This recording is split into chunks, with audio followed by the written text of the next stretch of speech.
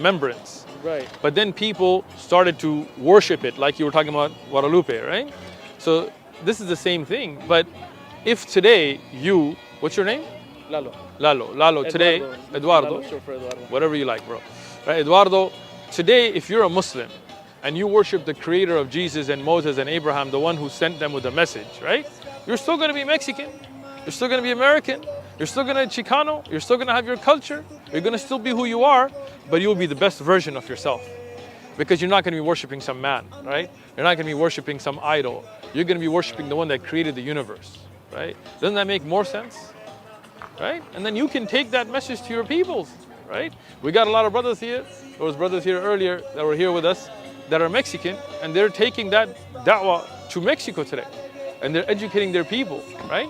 Even if you look at the history of Mexico, Islam was in Mexico before the Spanish.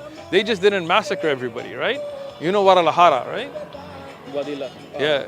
If you actually, Wadi. Hijara. Oh, you know, Wadi Hijara. Guadila Hijara. How did you know?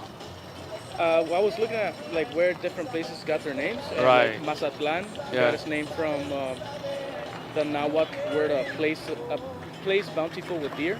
Nice. Mazatlan. Okay. And Wadi Zahara? Guadalajara, Valley of the Stones. I Yes, but it's Arabic. think. Right. Wadi Hijara. With Guadila Hijara. How did they get to be that name?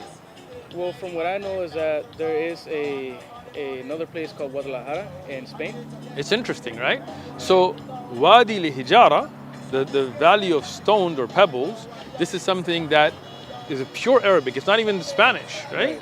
And how they got this name, according to different historians, one is that there were Muslim traders that came to the Americas, but they just didn't massacre everybody. They didn't do a genocide, right? So there were people that were Muslim, Moors, others they would come to trade, right? But they would just bring the message of Islam. So they already had Muslims here, right? This is one theory, right? The other also being that when the Spanish came, they brought some of these names with them, right? But that means even then the influence was there, right? So now it tells you that, again, even in South America, the culture of Islam has already been there. You see so many people in Mexico named Fatima and Omar and so on, right? So being Muslim will not take anything away from your heritage, right? Here's the thing, because, I mean, as much as I've been feeling, call towards Islam, you've been feeling it. I mean, Nice. especially right now with this, like, global attention being given to Right? the Islamophobia happening in Right? With Gaza in and the Middle genocide, East, yeah. What's stopping like you?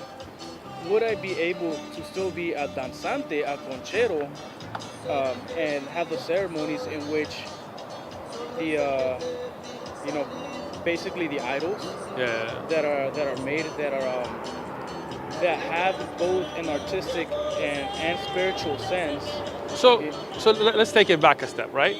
The first thing that we have to do is say, what is your belief, right?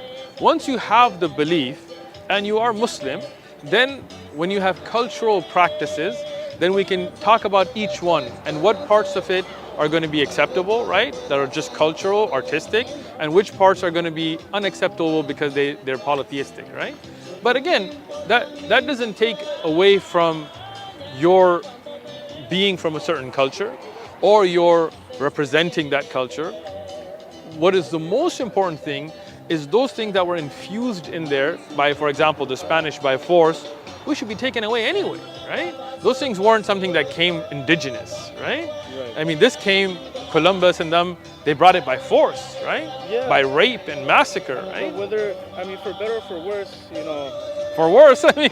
how they got here. Yeah. I mean, imagine this, still right? kind of- Let's say somebody raped your mom, right? Would you want to ascribe yourself to that rapist, right? Or respect him, like that's a rape. That's not something that happened by choice, right? If the people of Central America and South America had accepted Christianity by choice, that would be different. But when the conquistadors came, they forced it. They raped literally, right? The people. They changed the DNA of a continent from so much rape, right? They killed the indigenous culture and languages, right? There's literally a mural inside of this spot. But the thing about that mural is that it doesn't describe we are victims of this. We have survived this. Exactly. It's called La Dualidad. Yeah. We have survived 500 years of duality. Right. You know. But again, that's not something that was chosen, right? I mean, like we didn't. I mean, in Central America, South America, they didn't choose to mingle with the Spanish, right? So to honor those traditions is something interesting. It's like if somebody rapes your mom and you're like, well, I'm going to celebrate the guy's birthday, you know, that is who you are, right? If somebody gets raped and you're born off a rape, that is your identity. I mean, I'm not saying be ashamed of it, right? But at the same time, stand up for what's right? You know that there's one creator. You know that creator is not an idol. You know that creator is not made out of stone. So worship that one creator. Keep the cultural practices that are in line with that and do away with whatever conflicts with that, right? So the most important thing. It's a very difficult step. It is. But look, let's make it easy, all right? Let's take it back to your belief. You believe there's one creator? Yep. You believe that we shouldn't worship dogs and monkeys and cows and we should worship that one creator? Yeah, absolutely. Okay, good. So that's the first part of the shahada. You got that. You believe that creator sent prophets?